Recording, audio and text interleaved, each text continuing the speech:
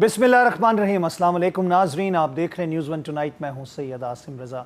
बानी पीटीआई को अस्पताल मुंतकिल करने का 18 अगस्त के फैसले के बाद से आज तक जो कुछ अनफोल्ड होती रही चीज़ें और जो कुछ गुज़िश्ता रात को हुआ, यानी कि बानी पीटीआई को शिफा इंटरनेशनल हॉस्पिटल की जगह पिम्स हॉस्पिटल ले जाया गया और एक मॉक स्क्वाड के ज़रिए, यानी कि मॉक स्क्वाड ये था कि एक स्क्वाड जो गया वो शिफा इंटरनेशनल हॉस्पिटल गया और एक पिम्स हॉस्पिटल गया, ताकि लोगों को डाइवर्जन दी जाए और उनको थोड़ा सा फोकस ना करने दिया जाए कि किस जगह खान साहब को ले जाया जा रहा है। वहाँ पे उनका तिब्बी मुआयना हुआ, उनकी बहन, उनके मालिक साथ थे और उनको बिल्कुल फिट करार दिया गया।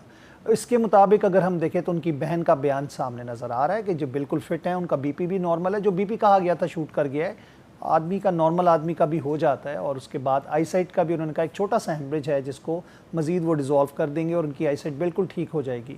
ये मैं नहीं कह रहा, उनकी बहन बता रही है और उनके मौलिक साथ बैठे हुए बता रहे हैं। क्यों कल ऐसा हुआ, ये एक बहुत बड़ी जिसे कह सकते हैं ना कि बहस है कि जो सुप्रीम कोर्ट का फैसले पे मनोअन अमल दरामद क्यों नहीं किया गया।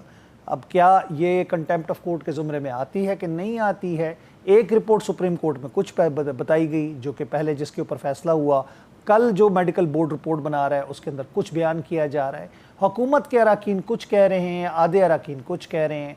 कुछ कह रहे हैं कि उनको अगर भेजना हुआ तो बाहर भी भेज दिया जाएगा। तारिक फजल चौधरी, राना सनाउल्लाह ने पहले कहा कि जी मनोअन अमल किया जाएगा सुप्रीम कोर्ट के फैसले पर। उसके बाद उन्होंने कहा कि ये फैसला खिलाफ कानून है, यानी कि सुप्रीम कोर्ट का फैसला खिलाफ कानून कैसे हो सकता है भाई। लेकिन चले, वो सियासी बयान था, उन्होंने कह दिया। लेकिन अब ये मामला जो हैं किस रुख पे जाएंगे, क्योंकि बैरिस्टर गौहर साहब जो चेयरमैन है पीटीआई के, उन्होंने कहा कि कोई है ऐसा जो कि हम नहीं चाहता कि हम पार्लियामान में रहें, यानी कि वो ये एक अंदिया दे रहे हैं कि हम शायद पार्लियामान से बाहर चले जाएंगे। अब ये पावर गेम है या फिर ये कोई और खेल खेल रहा है, इसके पीछे कौन है, इसकी भी बात होगी। और उसके अलावा वज़ीर आज़म ने आज बलूचिस्तान वर्कशॉप के मेम्बरान से मुलाकात की और खिताब किया। उन्होंने कहा कि जी बलूचिस्तान और केपी में दहशतगर्दी के पीछे दुश्मन ममालिक हैं वज़ीर आज़म। और उसके साथ साथ हम देखें जो ऑपरेशन हो रहे हैं बलूचिस्तान में, उसके अंदर भी हमने देखा कि मुताद्दिद दहशतगर्द जो हैं वो जहन्नुम वासिल किए गए हैं।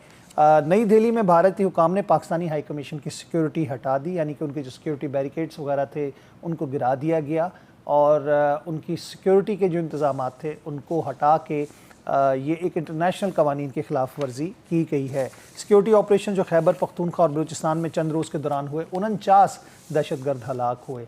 अफ़गानिस्तान एक फेल्ड रियासत के तौर पर बन के सामने आए साबित हुआ है।